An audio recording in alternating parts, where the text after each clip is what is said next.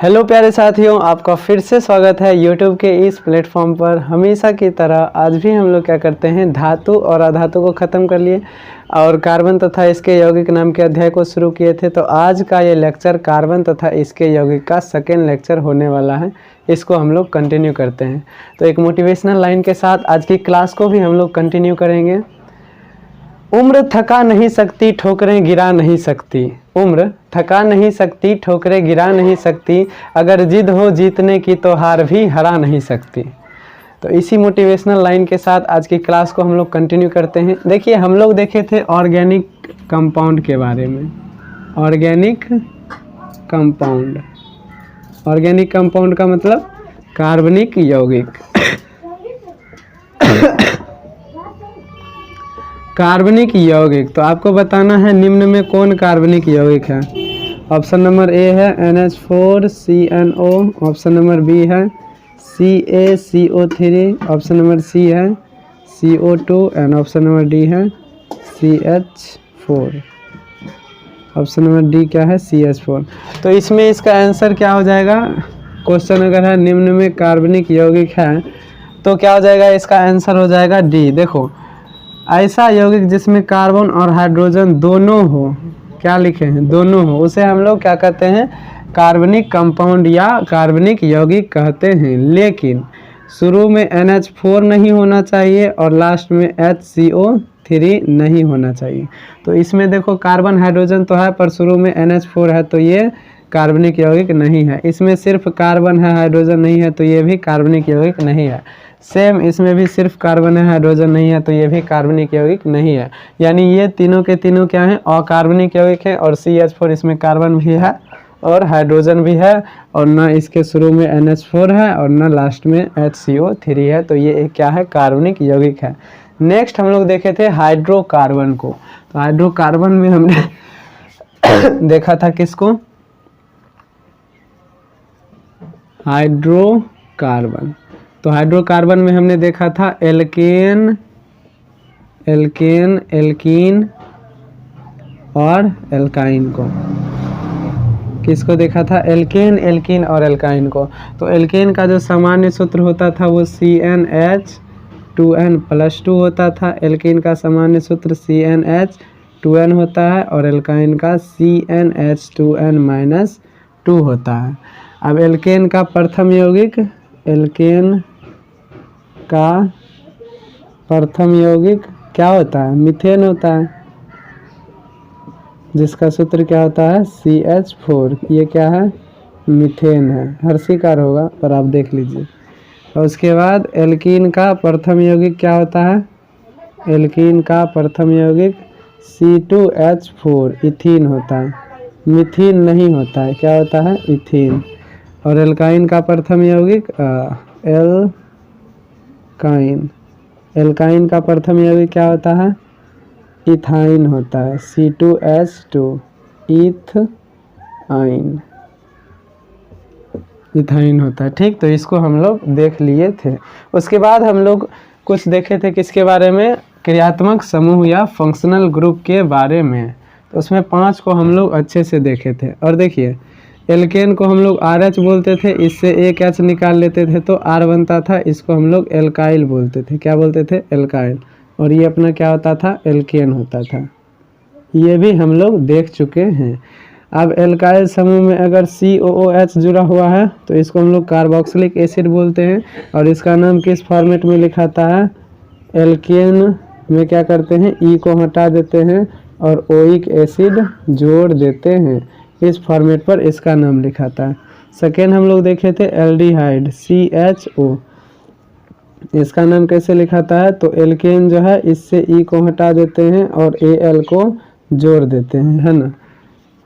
Third हम लोग देखे थे किसको, कीटोन को।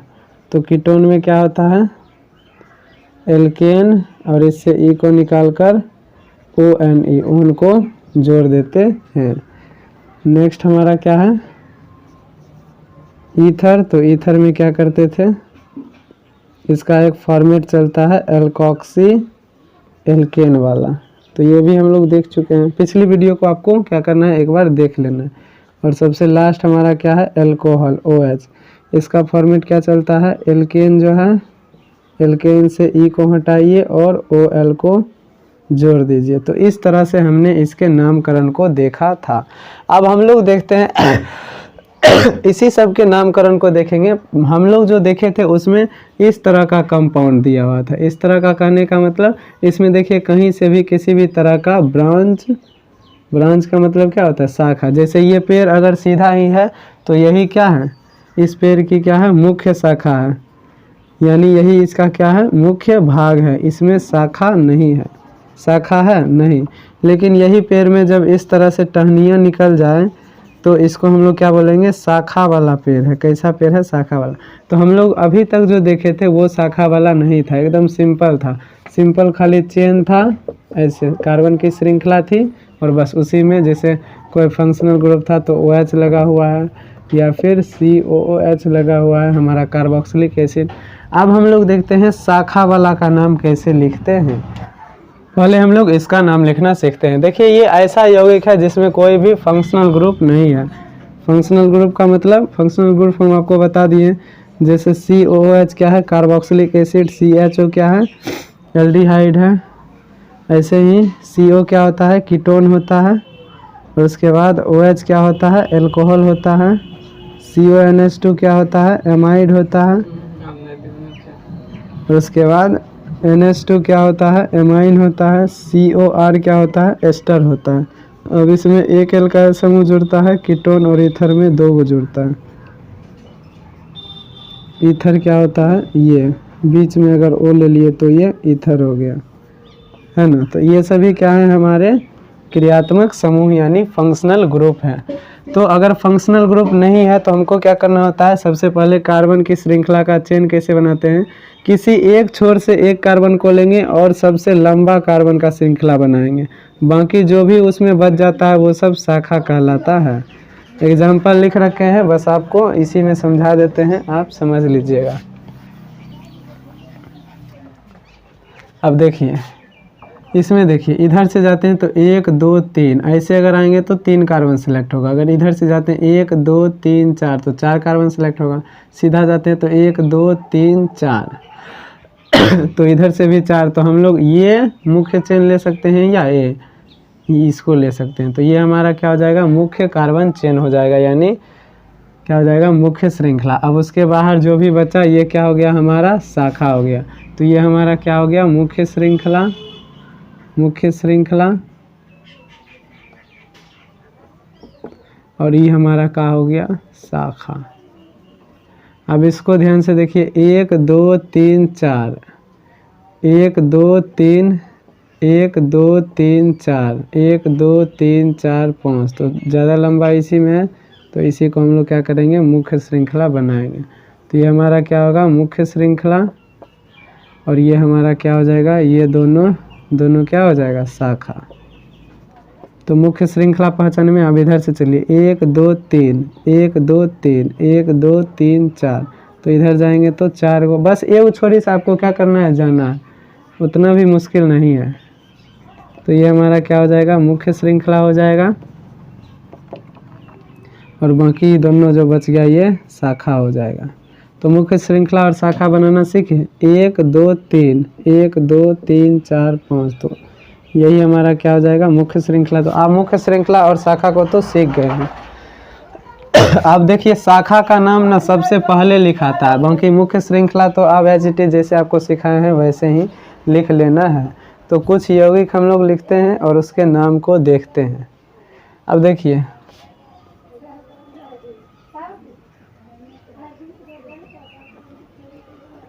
जैसे पहला यौगिक हम ये ले लेते हैं। तो इसमें यहाँ से चलेंगे 1 2 3, तो इधर 3 हो गया, तो 1 2 3 4। तो जिधर ज़्यादा है इसको हम लोग क्या कहेंगे, मुख्य श्रृंखला। तो 1 2 3 4, तो ये हमारा क्या हो गया, मुख्य श्रृंखला हो गया। तो मुख्य श्रृंखला में कार्बन की संख्या देखिए, 1 2 3 4, 4 हुआ है और सब सिंगल बॉन्ड है। तो ये क्या है, एल्केन है, एल्केन। और 4 है तो एल्क क्या हो जाएगा, ब्यूट। और लास्ट में क्या लग जाएगा, एन। तो ये हो गया ब्यूटेन। अब इस श्रृंखला का ये जो है मतलब शाखा इसका नाम हम लोग लिखते हैं, तो इसका नाम पोजीशन के साथ लिखाता है। तो इधर से पहला दूसरा कार्बन है, तो इधर से जाएंगे पहला दूसरा 2 आता है, इधर से आते हैं 1 2 3 3 आता है। तो दोनों में जो छोटा होता है उसको हम लोग लिख लेते हैं। तो इसका नाम क्या हो जाएगा, 2 पर क्या 1 है, तो देखिए CH3 है और एक बॉन्ड फ्री है। CH4 रहता है तो इसको क्या बोलते हैं, मीथेन, और इसी से एक हाइड्रोजन निकल के फ्री हो जाता है तो ये मिथाइल हो जाता है, बता रखे हैं आपको। यानी ये हमारा एल्केन है और ये हमारा क्या है, एल्काइल, यानी इसको जिसको कि हम लोग R से डिनोट करते हैं और इसको RH से डिनोट करते हैं। तो ये हमारा क्या हो जाएगा, 2 मिथाइल। तो 2 मिथाइल हो जाएगा और उसका नाम, मेन चेन का नाम क्या होगा, ब्यूटेन। तो कुल मिलाकर इसका नाम कैसे लिखाएगा 2 मिथाइल ब्यूटेन। इसका नाम क्या हो जाएगा, 2 मिथाइल ब्यूटेन। ये इसका IUPAC नेम हो जाएगा। अब नेक्स्ट हम लोग कंपाउंड लेते हैं, जैसे CH3 CH CH3 CH। अब जैसे इसको हम लोग देख लेते हैं, तो इधर से चलिए 1 2 3 1 2 3 4 1 2 3 4, तो इधर भी ले सकते हैं, सीधा भी ले सकते हैं। तो इस बार टेढ़ा ले लेते हैं, बहुत बार टेढ़ा आप लोग नहीं लेते। तो मान लीजिए अगर हम टेढ़ा ले लेंगे तो ये और ये हमारा क्या, शाखा बन जाएगा। तो हम लोग क्या करते हैं, पहले मुख्य चेन का नाम लिखते हैं। तो 1 2 3 4 4 गो है और ये एल्केन है, क्या है, एल्केन। 4 में एल्क का क्या होता है, एल्क का मतलब कार्बन की संख्या, तो 4 को क्या बोलते हैं हम लोग, ब्यूट, और क्या हो जाएगा, एन।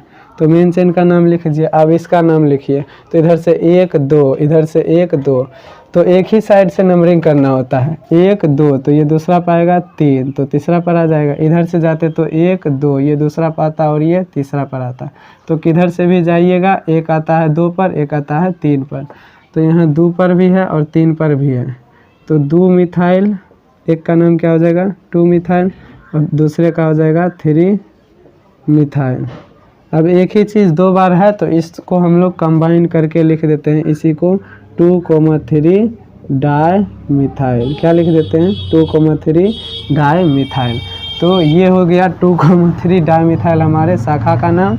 अब शाखा का नाम लिखने के बाद मेन चेन का नाम हम लोग लास्ट में लिख देते हैं। तो मेन चेन का नाम क्या है, ब्यूटेन। तो इसका जो IUPAC नेम हो गया इस कंपाउंड का।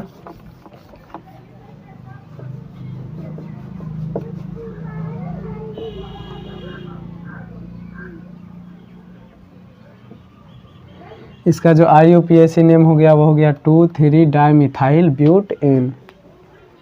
अब नेक्स्ट हम लोग देखते हैं,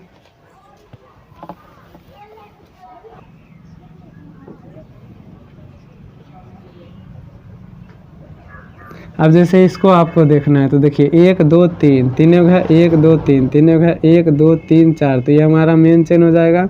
ये और ये हमारा क्या हो जाएगा, श्रृंखला हो जाएगा। अब श्रृंखला है तो ये क्या है, मिथाइल है। 1 2 2 ही पर आता है, इधर से 1 2 3, तो 3 वाला गलत हो जाएगा, तो 2 पर ही आता है। 2 मिथाइल, इधर से भी 2 पर ही, और ये भी 2 मिथाइल। और मेन चेन का नेम 1 2 3 4, 4 को क्या बोलते हैं, ब्यूटेन। तो मेन चेन का नेम ब्यूटेन हो जाएगा, जिसको कि लास्ट में लिखना है 2 मिथाइल 2 मिथाइल, यानी 2,2 di methyl 2,2 di methyl butane. ये क्या हो जाएगा, इसका नेम हो जाएगा। तो इस तरह से आपको क्या करना है, नेम को लिखना है। नेक्स्ट एक हम लोग देख लेते हैं, जैसे CH3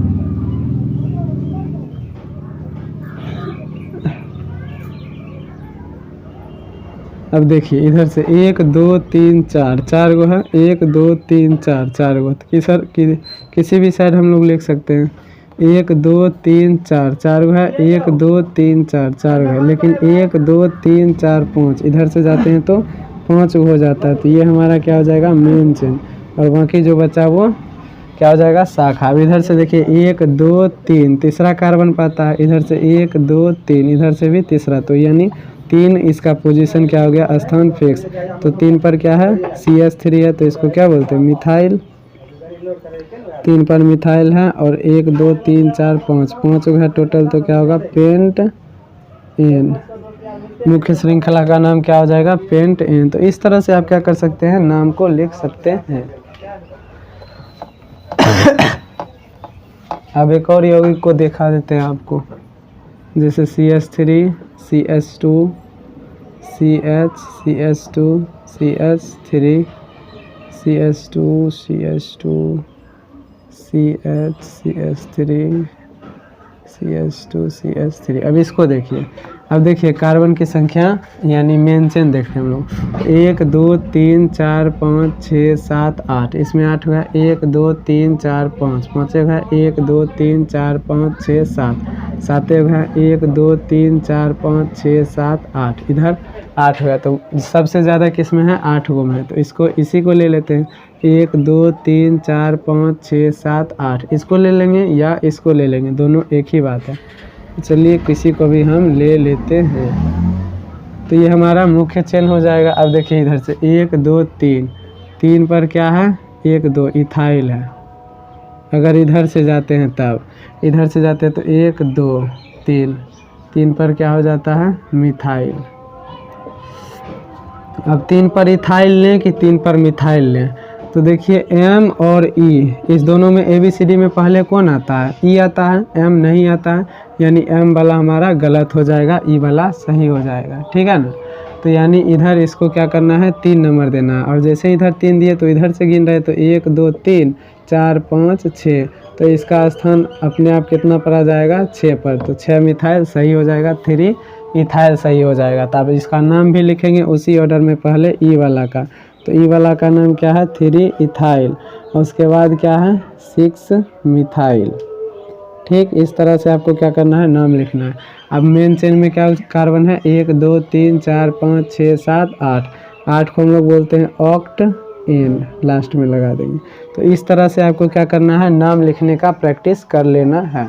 अब हम लोग देखते हैं, ये तो ऐसे यौगिक थे जिसमें फंक्शनल ग्रुप नहीं था, यानी क्रियात्मक समूह नहीं था। अब जब क्रियात्मक समूह रहेगा तब कैसे हम लोग नाम लिखेंगे, उसको थोड़ा देख लेते हैं। चलिए, तो इतना कंपाउंड हम लोग देख लेते हैं, अब इसका नाम कैसे लिखेंगे। तो जब फंक्शनल ग्रुप आएगा तो क्या करेंगे, देखो अगर फंक्शनल ग्रुप में कार्बन है, देखो जैसे कार्बोक्सिलिक एसिड में कार्बन है, तो इस कार्बन को पहले नंबर पर हम लोग रखेंगे और चेन का शुरुआत करेंगे। जैसे CHO है तो इसमें कार्बन है, तो इसको पहले नंबर पर रखेंगे और चेन की शुरुआत करेंगे। यहाँ देखिए क्या है, पहला ई है, तो यहाँ से ही चेन को स्टार्ट करेंगे, तो क्या होगा, ये तो सीधा ही है, तो यही मेन चेन हो जाएगा, 1 2 3, 3 है। और एल्कोहल का, एल्डिहाइड का नाम कैसे लिखा था आपको बता रखे हैं, एल्केन में क्या करते हैं हम लोग, ई को हटाते हैं और अल जोड़ते हैं, यानी क्या लिखाता है, एल्केन अल, यही नाम लिखाता है, ठीक है ना। तो एल्केन अल, एल का मतलब कार्बन की संख्या, तो 1 2 3, 3 कार्बन को क्या बोलते हैं, प्रोप, और बाकी जैसा का जैसा है एन अल, तो इसका नाम क्या हो जाएगा, प्रोप एन अल, ठीक है ना। अब देखिए यहाँ पर कार्बन, यहाँ पर 1 है, तो 1 2 और ये 3, तो ये क्या हो जाएगा, हमारा ब्रांच हो जाएगा। ब्रांच का नाम कैसे लिखेंगे, 2 पर ब्रांच आता है, तो 2 पर क्या है, मिथाइल है, तो इसको लिख देंगे 2 मिथाइल। इसके बाद 1 2 3, 3 को क्या बोलेंगे, प्रोप एन अल, ठीक है। तो इस तरह से इसका नाम हो जाएगा। अब यहाँ कार्बोक्सिलिक एसिड है, तो 1 2 3 4, 4 है, तो 4 को क्या लिखते हैं हम लोग, ब्यूट लिखते हैं, ब्यूट एन। एल्कोहल है, सॉरी कार्बोक्सिलिक एसिड है, तो ओइक एसिड, इसका नाम लिखना हम आपको पहले ही बता चुके हैं। इसका क्या लिखा था, एल्केन ओइक एसिड, इसी तरह से इसका नाम लिखाता है, ठीक है ना।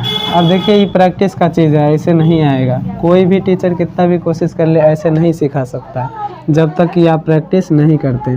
अब इसका देखिए, तो 1 2 3 करेंगे, 3 आएगा, 4 5 इधर ज़्यादा आ रहा है, तो 1 2 3 4, तो ये हमारा मुख्य श्रृंखला और ये हमारा क्या हो जाएगा, शाखा। तो शाखा का पहले लिखेंगे नाम, शाखा क्या है, मिथाइल है, तो मिथाइल कितना पर है, 2 पर, तो इसका नाम क्या हो जाएगा, 2 मिथाइल, क्या हो जाएगा, 2 मिथाइल। और उसके बाद 1 2 3 4, 4 को हम लोग क्या बोलते हैं, but, 2 methyl butanoic acid. तो क्या हो जाएगा 2 मिथाइल ब्यूटेनोइक एसिड इसका नाम हो जाएगा।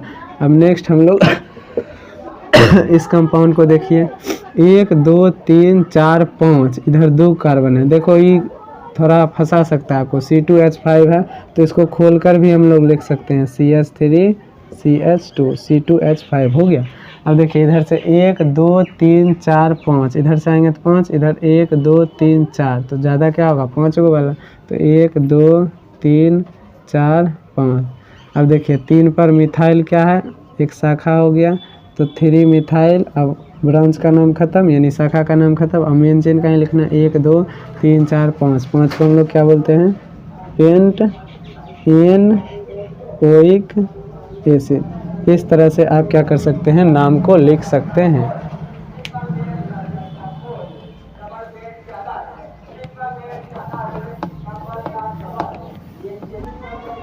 अब हम लोग एक टॉपिक को पढ़ते हैं जो कि है समावयवता।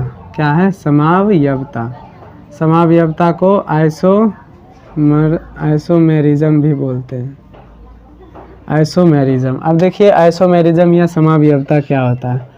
ऐसा कार्बनिक यौगिक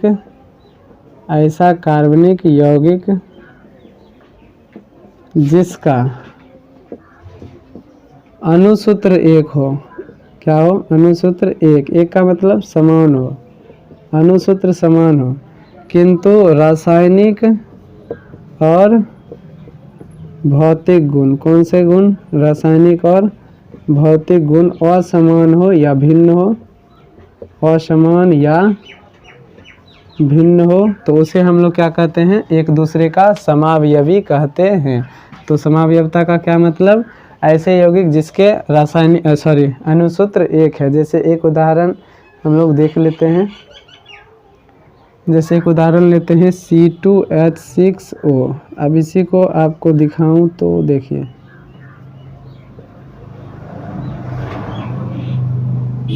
देखिए इसमें 1 2 कार्बन कितना 2, हाइड्रोजन कितना है 3 3 6 और ऑक्सीजन कितना है 1। इसमें देखिए 1 2 कार्बन की संख्या 2, हाइड्रोजन की संख्या 3 2 5 1 6 और ऑक्सीजन की संख्या 1, यानी इस दोनों का अणुसूत्र C2H6O है, इस दोनों यौगिक का। किंतु इसमें ईथर क्या है, ईथर है, ये O ऑक्सीजन जो है क्या है, ईथर है, और इसमें OH क्या है, एल्कोहल क्या है, क्या है, एल्कोहल फंक्शनल ग्रुप यानी क्रियात्मक समूह है। तो अगर क्रियात्मक समूह अलग है तो इसका रासायनिक गुण अलग होगा। हम पहले ही बताए क्रियात्मक समूह का मतलब एक ऐसा यौगिक जिसके एक ऐसा परमाणु या परमाणु समूह जो उस यौगिक के सारे रासायनिक गुण को निर्भर करता है। तो ये ईथर है तो इसका रासायनिक गुण क्या होगा, रासायनिक गुण एल्कोहल के रासायनिक गुण से अलग होगा, यानी ये दोनों बराबर नहीं होगा। तो अगर अणुसूत्र समान है और रासायनिक गुण अलग है या भौतिक गुण भी अलग है तो उसको हम लोग क्या बोलते हैं, समावयवता या एक दूसरे के समावयवी बोलते हैं। अब समावयवता जो होता है वो अलग अलग तरह के होते हैं। एक होता है संरचनात्मक समावयवता, बहुत ही आसान है, थोड़ा सा ध्यान देंगे तो आपको समझ में आ जाएगा। और दूसरा होता है त्रिविम समावयवता। क्या होता है, त्रिविम समावयवता। तो ज़्यादा इसमें नहीं देखना है। देखिए हम पहले संरचनात्मक समावयवता की बात करते हैं, जैसे CH2 CH2 CH2 CH3। देखिए इसमें 4 गो कार्बन है और इसी को हम लोग ऐसे अगर लिख दें तो इसमें भी 4 गो कार्बन है, लेकिन इसका नाम अगर आप लिखेंगे तो 1 2 3 4 है, तो इसको क्या कर लेंगे, ब्यूटेन। ये क्या हो जाएगा अपना ब्यूटेन। ये होगा 1 2 3, इसमें चेन वाला सिस्टम आ जाता है। तो एक होगा हमारा मुख्य श्रृंखला 3 और दूसरे नंबर पर क्या होगा, मिथाइल। तो इसका हो जाएगा 2 मिथाइल 1 2 3 प्रोपेन। तो देखिए यौगिक का अणुसूत्र अगर हम लोग देखें तो 1 2 3 4 C4H10 ही होगा, इसका भी C4H10 ही होगा। लेकिन इसका क्या है, जो मुख्य कार्बन चेन है यानी मुख्य कार्बन श्रृंखला इसमें कार्बन की संख्या अलग है। इसमें 1 2 3 4 मुख्य कार्बन श्रृंखला में कार्बन की संख्या 4 है। इसमें 1 2 3 मुख्य कार्बन श्रृंखला में कार्बन की संख्या 3 ही है ना। तो ऐसे यौगिक जिसके अणुसूत्र समान हो किंतु मुख्य कार्बन श्रृंखला में क्या हो, कार्बन की संख्या अलग अलग हो, उसे श्रृंखला समावयवता कहते हैं। तो ये किसके उदाहरण हो गए हमारे श्रृंखला समावयवता के उदाहरण हो गए। संरचनात्मक समावयवता का पहला ही उदाहरण है क्या, श्रृंखला समावयवता। पहला ही प्रकार है श्रृंखला समावयवता। श्रृंखला समावयवता का मतलब मेन चेन में कार्बन की संख्या अलग होगी। यहाँ ब्यूटेन है तो कार्बन की संख्या मुख्य श्रृंखला में 4 है। ये क्या है, प्रोपेन है तो मुख्य कार्बन श्रृंखला की संख्या क्या है, 3 ही है। तो संरचनात्मक समावयवता का पहला जो प्रकार है वो क्या है, श्रृंखला समावयवता। श्रृंखला समावयवता आपको समझ में आ गया, ऐसा समावयवता जिसमें कार्बन की मुख्य कार्बन श्रृंखला में कार्बन की संख्या अलग हो, श्रृंखला समावयवता। अब दूसरा है हमारा वो है स्थान समावयवता। स्थान समावयवता। अब स्थान समावयवता समझिए, जैसे सेम यौगिक हम लोग दे दिए OH CH2CH3 या CH3 CH2 CH2 CH2OH है ना। इसमें देखो 1 2 3 4 तो कार्बन क्या है 4 गो, हाइड्रोजन गिनिए 3 1 4 4 4 1 5 2 7 3 10 और ऑक्सीजन क्या है 1 गो। यहाँ कार्बन 1 2 3 4 4 गो, हाइड्रोजन 2 3 5 2 7 2 9 1 10 गो और ऑक्सीजन 1 गो। तो इस दोनों का जो अणुसूत्र होगा C4H10 और O ये हो जाएगा। तो दोनों का अणुसूत्र एक समान है, किंतु इसमें जो क्या है क्रियात्मक समूह है OH क्या है, एल्कोहल क्रियात्मक समूह। तो क्रियात्मक समूह की जो स्थान है वो अलग अलग है। इसमें देखिए 1 2 दूसरा पर आता है और इसमें इधर से ही गिनेंगे तो पहला पर आता है। तो ऐसा समावयवता जिसमें जो हमारा क्रियात्मक समूह है उसका स्थान अलग अलग आए उसे हम लोग स्थान समावयवता कहते हैं। तो ये दोनों किसके उदाहरण हो गए, एक दूसरे के स्थान समावयवता के उदाहरण हो गए। अब जैसे हम लोग एक और उदाहरण देखते हैं जैसे CH2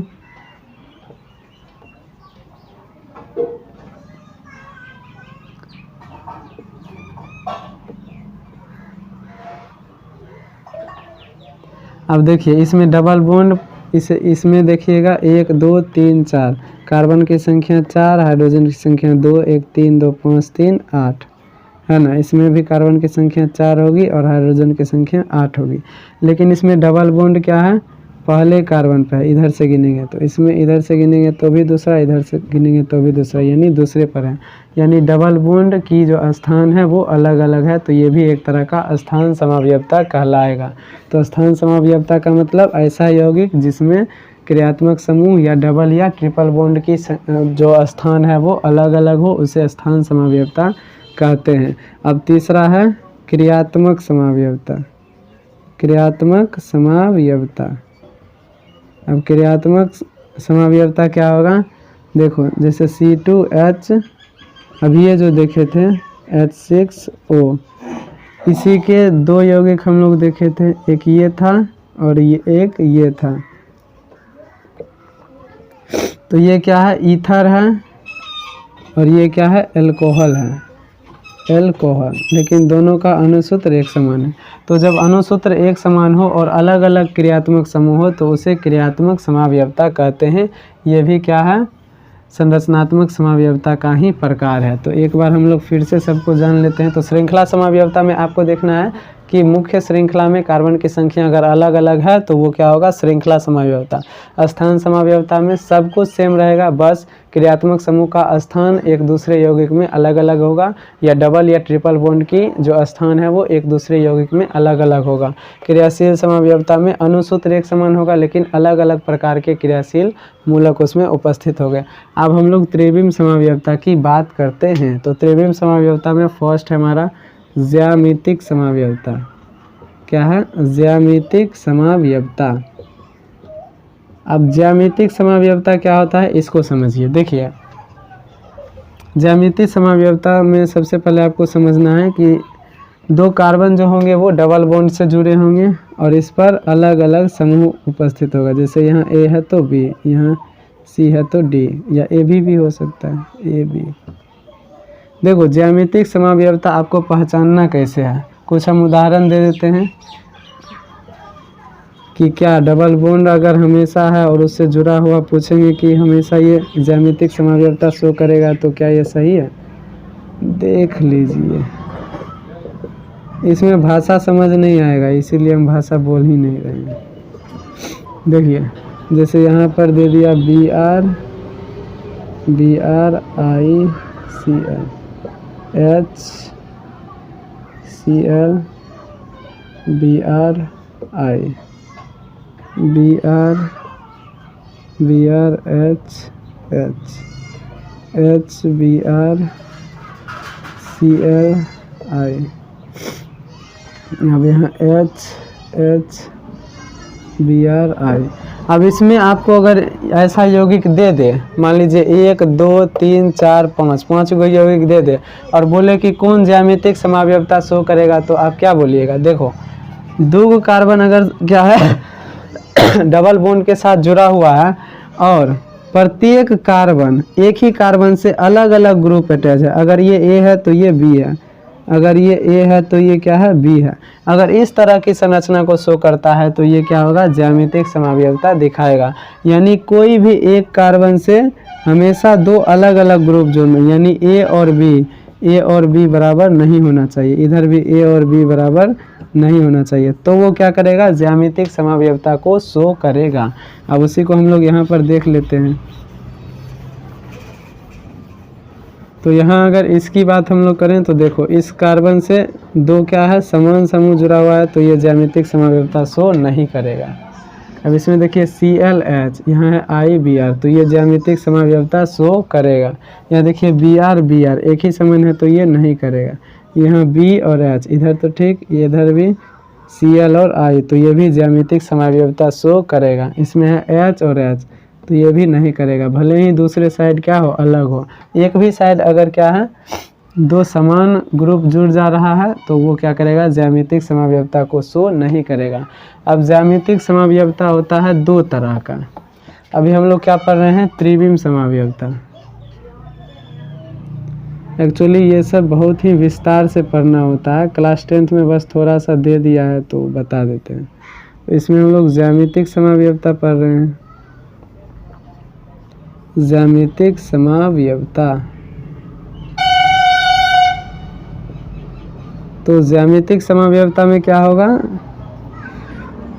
दो कार्बन डबल बॉन्ड के साथ जुड़े होंगे और प्रत्येक कार्बन पर क्या होगा, अलग अलग प्रकार के ग्रुप जुड़े होंगे, एक प्रकार के ग्रुप दो नहीं होंगे। तो मान लीजिए ये H है, ये H है, ये Br है और ये Br है, तो एक कार्बन से तो अलग अलग ग्रुप है, एक कार्बन से अलग अलग, तो ये ज्यामितिक समावयवता को शो करेगा। अब एक और उदाहरण देख लेते हैं। जैसे यहाँ H है, यहाँ Br है, यहाँ H है, यहाँ Br है। अब देखिए तो ज्यामितिक समावयवता इसी प्रकार से दो तरह के हो जाते हैं। जब देखो H को H से मिलाएंगे तो कैसा आकृति बनता है, C का, B को B से मिलाएंगे तो कैसा आकृति बनता है, C का। तो इस तरह के जो यौगिक होंगे हमारे, उसको हम लोग सिस फॉर्म बोलते हैं, ज्यामितिक समावयवता का सिस फॉर्म। और बाकी अगर H और ऐसे करके मिलाते हैं और इसको मिलाते हैं तो कैसा बन रहा है, T के आकृति का बन रहा है। अरे देखो इसको ऐसे करेंगे T नहीं बनेगा, तो इसको हम लोग ट्रांस रूप बोलते हैं। क्या बोलते हैं, ट्रांस रूप। तो ज्यामितिक समावयवता दो तरह के होंगे, आप बनाकर देख लीजिएगा कि सिस बन रहा है कि ट्रांस बन रहा है। नेक्स्ट अब हम लोग त्रिविम समावयवता के दूसरे प्रकार की बात करते हैं, जो कि है प्रकाशिक समावयवता। तो प्रकाशिक समावयवता के बारे में भी आपको ज़्यादा ध्यान में नहीं रखना है। ये हो गया अपना ज्यामितिक समावयवता और नेक्स्ट हमारा जो है वो है प्रकाशिक समावयवता। प्रकाशिक समावयवता के प्रकाशिक समावयवता। प्रकाशिक समावयवता के बारे में आपको ज़्यादा नहीं ध्यान में रखना होता। तो देखिए, अगर एक कार्बन है और इससे अलग अलग तरह के ग्रुप जुड़े हैं, मान लीजिए यहाँ 1 है, यहाँ 2 है, यहाँ 3 है और 4 है, तो इस कार्बन को क्या हम लोग बोलते हैं? असममित कार्बन। क्या बोलते हैं? असममित कार्बन, या इसी को कायरल कार्बन भी बोला जाता है, कायरल कार्बन। तो ये क्या हो जाएगा हमारा? असममित कार्बन या कायरल कार्बन। इसी को जब हम लोग क्या करते हैं, दर्पण के सामने रखते हैं, तो इसका एक दर्पण प्रतिबिंब बनता है, दर्पण प्रतिबिंब। और दर्पण प्रतिबिंब बनेगा तो इसका दर्पण प्रतिबिंब और ये एक दूसरे के प्रकाशिक समावयवता कहलाते हैं। एक दूसरे के क्या कहलाते हैं? प्रकाशिक समावयवता। जैसे एक उदाहरण हम आपको दिखा देते हैं, ClBrIH। देखो अलग अलग समूह है तो ये असममित है। अब इसको जब हम लोग दर्पण के सामने रखेंगे, मान लीजिए ये दर्पण है, तो कैसे दिखेगा? इसको ऐसे पलट दीजिएगा तो Cl और Br इसी साइड में है तो इसी साइड में दिखेगा, और ये कार्बन ये दूर है तो अंदर दिखेगा I, और ये H इस तरह से। तो ये एक दूसरे के क्या हैं? प्रकाशिक समावयवता हैं, प्रकाशिक समावयवता दिखा रहे हैं। तो इस तरह के समावयवता को हम लोग प्रकाशिक समावयवता कहते हैं। तो ये एक दूसरे के क्या हैं? प्रकाशिक समावयवता हैं। ये इसके क्या हैं? दर्पण प्रतिबिंब हैं। नेक्स्ट, अब हम लोग कार्बनिक यौगिकों को बनाने की विधि, कार्बनिक यौगिकों को बनाने की विधि और उसके गुण को देखते हैं। विधि और गुण, इसको हम लोग क्या करते हैं? देखते हैं। तो कार्बनिक यौगिकों को बनाने की विधि में देखिए क्या है। सबसे पहला है कि कार्बन जो होता है हमारा, कार्बन यानी क्या? कोयला। कोयला को जब हम लोग क्या करते हैं? गर्म करते हैं ऑक्सीजन की अनुपस्थिति में। किस में? अनुपस्थिति में। तो कोयला को जब हम लोग क्या करते हैं? गर्म करते हैं ऑक्सीजन की अनुपस्थिति में, तो हमें क्या प्राप्त होता है? कोलतार। तो हमें क्या प्राप्त होता है? कोलतार प्राप्त होता है, या इसी को अलकतरा बोलते हैं, अलकतरा बोलते हैं। तो कोयले को जब हम लोग ऑक्सीजन की अनुपस्थिति में गर्म करते हैं तो हमें क्या प्राप्त होता है? कोलतार प्राप्त होता है, जो कि अलकतरा है, और यह एक तरह का कार्बनिक यौगिक होता है। यह क्या है? कार्बनिक यौगिक। एक्चुअली इसमें बहुत सारे कार्बनिक यौगिक, लगभग 200 कार्बनिक यौगिकों का क्या होता है? ये मिश्रण होता है, कोलतार। और बाकी जो अवशेष प्राप्त होता है, इसी को जब हम लोग जला देते हैं तो कोयला का जो अवशेष प्राप्त होता है उसे हम लोग क्या बोलते हैं? कोक बोलते हैं। तो कोक भी एक क्या है? कार्बनिक पदार्थ है। तो हमको क्या ध्यान में रखना है कि कोयला को जब हम लोग ऑक्सीजन की अनुपस्थिति में गर्म करते हैं या उसका दहन करते हैं तो कोलतार प्राप्त होता है, जो कि अलकतरा का क्या है? मुख्य स्रोत है। यह लगभग 200 कार्बनिक यौगिकों का मिश्रण होता है, और जो अवशेष प्राप्त होता है वो क्या कहलाता है? कोक कहलाता है।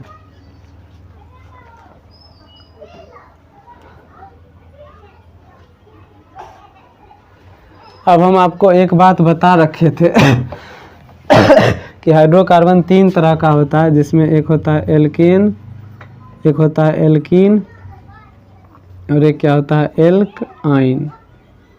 तो एल्केन जो होता है वो संतृप्त हाइड्रोकार्बन होता है। क्या होता है? संतृप्त हाइड्रोकार्बन। और ये दोनों क्या होता है? असंतृप्त हाइड्रोकार्बन होता है। क्या होता है? असंतृप्त हाइड्रोकार्बन। अब जो संतृप्त हाइड्रोकार्बन है, इसमें अगर कार्बन की संख्या 1 से लेकर कार्बन की संख्या 4 तक, कार्बन की संख्या 1 से लेकर 4 तक, यानी CH4, C2H6, C3H8 और C4H10, यानी मीथेन, इथेन, प्रोपेन, ब्यूटेन, ये सब क्या होता है? गैस की अवस्था में पाया जाता है। किस अवस्था में पाया जाता है? गैस की अवस्था में। अब कार्बन की संख्या 5 से लेकर कहाँ तक? 5 से लेकर 17 तक द्रव की अवस्था में पाया जाता है। कार्बन की संख्या 5 यानी क्या पेंटेन हेक्सेन इस तरह से लेकर कहाँ तक 17 तक जो होता है वो द्रव अवस्था में पाया जाता है। अब 17 से ऊपर जो 18 है और इससे जितना भी लंबा आप जा सकते हैं यानी 19 20 यानी CN 18 से ज़्यादा जितना भी हो सकता है ये सब किस अवस्था में रहते हैं, ठोस अवस्था में पाए जाते हैं। तो ये क्या है, संतृप्त हाइड्रोकार्बन का एक गुण हो जाता है कि संतृप्त हाइड्रोकार्बन में अगर कार्बन की संख्या 1 2 3 या 4 है तो वो गैस अवस्था में यानी मीथेन इथेन प्रोपेन और ब्यूटेन गैस होगा, है ना। और इसी में मीथेन जो है हमारा 80% मीथेन जो है CH4 मीथेन, यही क्या होता है हमारा CNG जो होता है कंप्रेस्ड नेचुरल गैस उसमें पाया जाता है। तो इसको भी आपको क्या करना है, ध्यान में रखना है।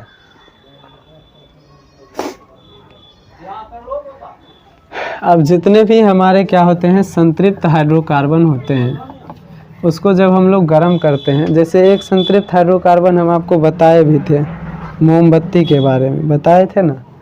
तो संतृप्त हाइड्रोकार्बन जैसे मोम को हम लोग लेते हैं तो मोम का सूत्र आपको क्या बताए C25H52।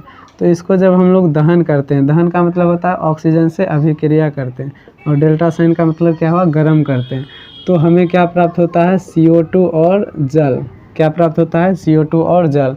तो जितने भी संतृप्त हाइड्रोकार्बन होते हैं, संतृप्त हाइड्रोकार्बन यानी जितने भी एल्केन होते हैं, इसका जब क्या कराते हैं दहन कराते हैं यानी ऑक्सीजन से अभिक्रिया तो CO2 और जल बनता है।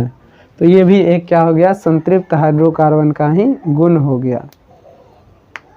अब जो भी संतृप्त हाइड्रोकार्बन है देखो यह क्या है, कार्बन और हाइड्रोजन, ये भी कार्बन भी अधातु और हाइड्रोजन भी अधातु। देखो sulphur, oxygen, carbon, hydrogen, nitrogen, fluorine, chlorine, bromine और आयोडीन, ये सब क्या है अधातु है। इससे बाहर अधातु 10वां में नहीं मिलेगा।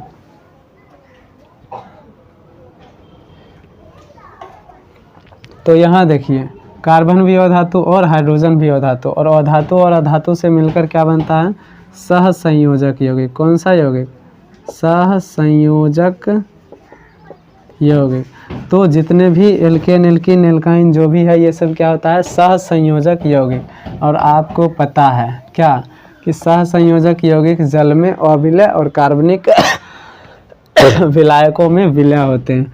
तो संतृप्त हाइड्रोकार्बन जो है या कोई भी हाइड्रोकार्बन हो वो क्या है, सब सहसंयोजक यौगिक है। तो ये सब जल में अविलय होते हैं, जल में क्या होते हैं अविलय होते हैं।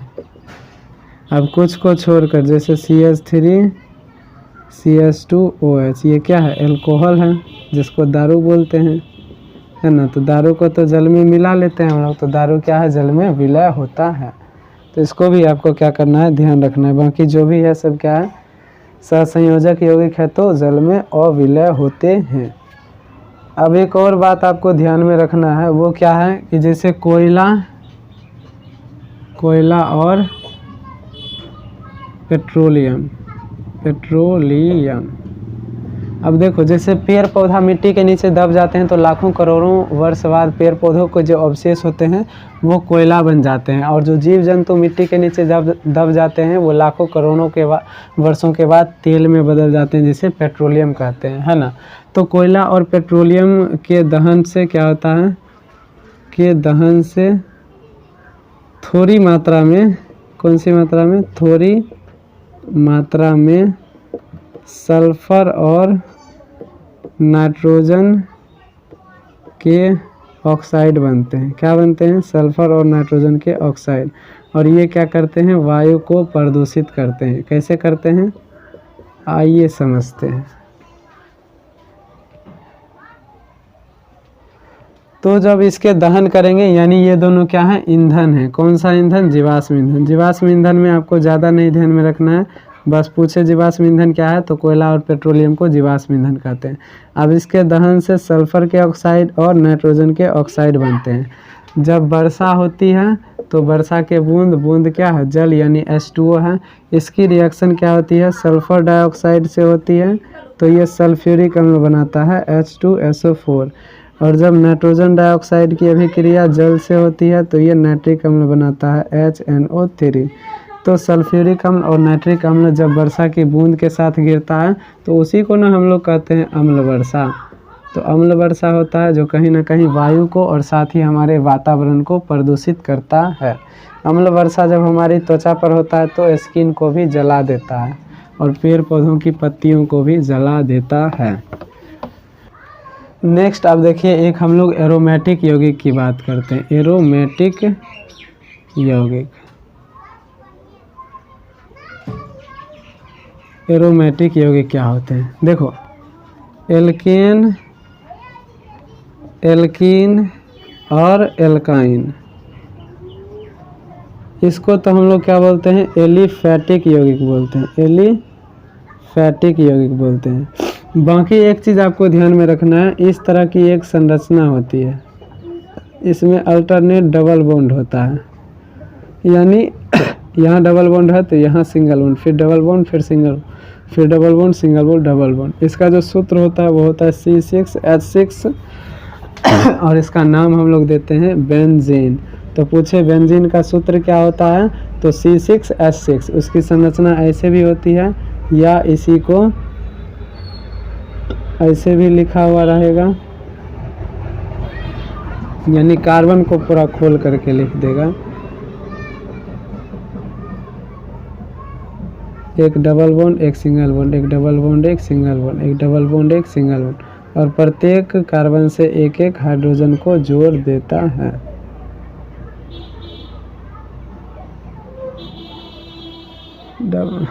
Double bond, single bond, double bond, single bond, double bond. ठीक, प्रत्येक कार्बन से क्या करता है? एक हाइड्रोजन को जोड़ देता है।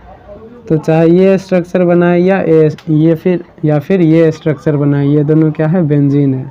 या कभी कभी इसको सिर्फ ऐसे बना देगा और बीच में गोल कर देगा, तो ये भी बेंजीन है। बेंजीन को ही हम लोग क्या कहते हैं? एरोमेटिक यौगिक कहते हैं। साथ में एक और आपको ध्यान रखना है, नेफ्थलीन। तो नेफ्थलीन और बेंजीन हमारा क्या हो जाएगा? एरोमेटिक यौगिक हो जाएगा। बाकी इसका तो बहुत डिटेल है, कार्बनिक यौगिक बहुत डिटेल से पढ़ा जाता है, क्लास 10th में उतना नहीं है। तो जितना भी है बेसिक ही है, तो बेसिक ही हमको आपको क्या करना है? लेकर चलना है। तो इस तरह के जो यौगिक होंगे बेंजीन, ये क्या हो जाएंगे? एरोमेटिक यौगिक। अगर देखिए बेंजीन ही है और इस पर जब NO2 जुड़ जाता है तो इसका नाम होता है नाइट्रोबेंजीन। क्या होता है? नाइट्रोबेंजीन।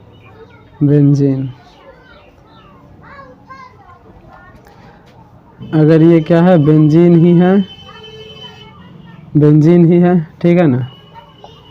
इस पर अगर क्या होता है? क्लोरीन जुड़ जाता है तो इसका नाम होता है क्लोरोबेंजीन। तो ये सभी क्या हैं? ये सभी क्या हैं? और एक नेफ्थलीन आपको बताएं, नेफ्थलीन। ये सभी क्या हो जाएंगे? बेंजीन, नेफ्थलीन, नाइट्रोबेंजीन या क्लोरोबेंजीन, जो भी है बेंजीन, ये सब क्या होते हैं? हमारे एरोमेटिक यौगिक होते हैं। तो इतना आपको क्या करना है? ध्यान में रखना है। तो चलिए आज की वीडियो में इतना ही। नेक्स्ट अब हम लोग चैप्टर में जो भी चीज़ बचा है उसको कंटिन्यू करेंगे और बाकी जो भी है उसको धीरे धीरे क्लियर करेंगे। इतना पढ़कर आप इसको रिवाइज कर लीजिएगा। ऑर्गेनिक केमिस्ट्री में थोड़ा ज़्यादा आपको रिवाइज करने की ज़रूरत है। चलिए मिलते हैं नेक्स्ट वीडियो में, तब तक के लिए बाय बाय, जय हिंद।